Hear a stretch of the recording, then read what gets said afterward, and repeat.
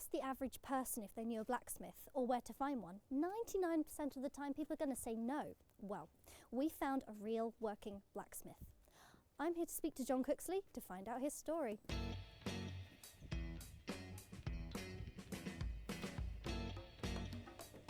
Hello.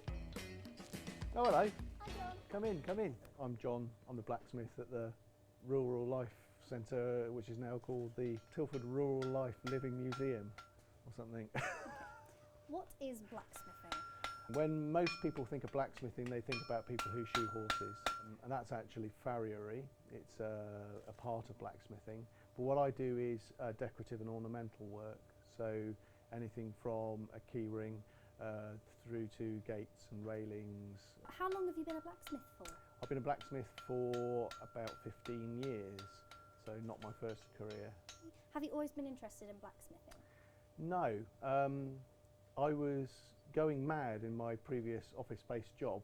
I thought I would do some craft courses at the weekends just to try and keep myself sane. Really, I never thought when I was young, I'd much prefer sort of wood and ceramics rather than metal, because I thought metal was hard and cold.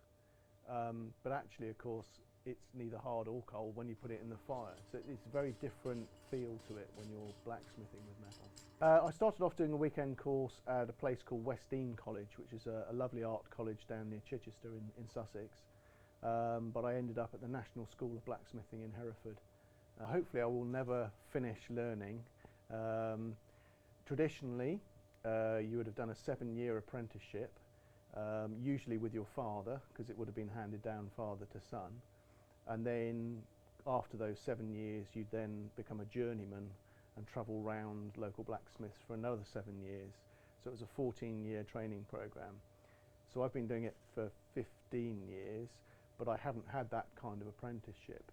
But yeah, I hope I will never finish learning. What is the best part of the job? What's the best part of the job?